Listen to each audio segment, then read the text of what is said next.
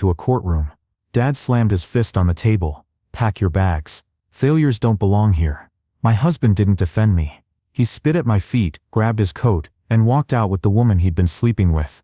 She smirked at me, like she'd already taken my place. I didn't argue. I didn't beg. I just stood there silent, while their words carved into me like knives. What none of them knew was that I already had sharper blades of my own. My father had always measured me against his sons and found me lacking.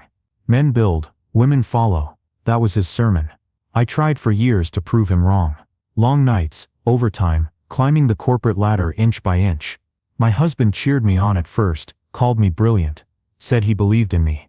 But belief turns sour when someone fears you'll outgrow them. The subtle signs came first. His phone flipped face down at dinner. Whispers in the hallway cut short when I entered. Perfume on his shirts that wasn't mine. And then the undeniable photos. Him in a hotel lobby with her. Her hand hooked in his arm. His smile too familiar. That was the day my marriage ended.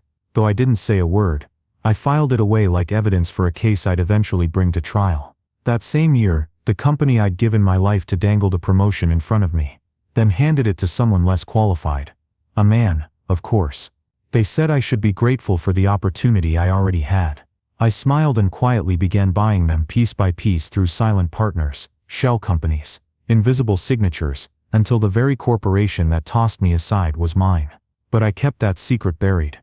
Even when the pink slip came, even when security walked me out like a criminal, I went home carrying nothing but silence. Because silence, I knew, was a weapon. So that night when my father disowned me, and my husband humiliated me, I didn't protest. I went upstairs, packed a single bag, and left behind the ashes of the person they thought I was. I drove straight to the beach house, the one tucked behind dunes, its deed in my name alone. A sanctuary none of them knew existed. The sea was black glass under the moonlight. I stood on the balcony, letting the salt air burn through me, and made a promise. They would regret ever thinking I was powerless. My revenge didn't come in rage. It came in strategy. First the divorce, clean, surgical. I didn't fight him for scraps. I let him take what he thought was victory. Our joint savings, the car, the furniture. 6 months later the judge handed me the company's shares I'd hidden under trusts and layered ownership. By the time he realized, his lawyer admitted defeat. He left court pale, clutching a woman who didn't know she was holding on to a sinking ship. Then came my father. He loved power more than blood, and his power had always come from money. But when the contracts dried up, when banks refused his calls, when his own company filed for bankruptcy under mysterious market pressure, he finally looked up and saw me in the boardroom chair that had once been his. "Lacey, this can't be you." His voice cracked, thin as paper.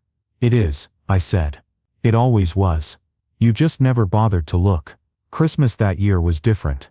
The family gathered in silence. No booming laughter from my father. No smug smile from my husband. I walked in wearing black, simple, controlled. My heels echoed on the hardwood as I set gifts by the tree. They watched me like I was a stranger.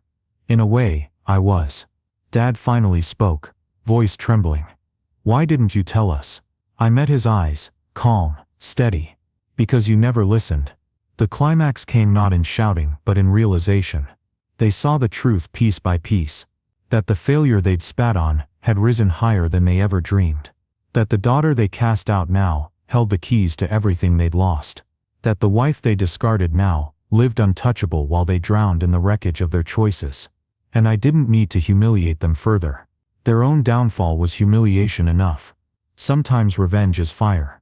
Sometimes it's ash. Mine was silence turned into empire. As I left that house, I didn't look back. Snow fell in soft sheets, erasing my footprints as I walked to the waiting car. For the first time in years, I felt weightless. Not because I'd won, but because I no longer needed their approval, their love, or their name. So when people ask me if I regret what happened that night, I smile. They think I lost everything. But the truth is, that night, I lost nothing. I was already free. I just let them believe they'd set me on fire. What they never realized was that I was the one holding the match.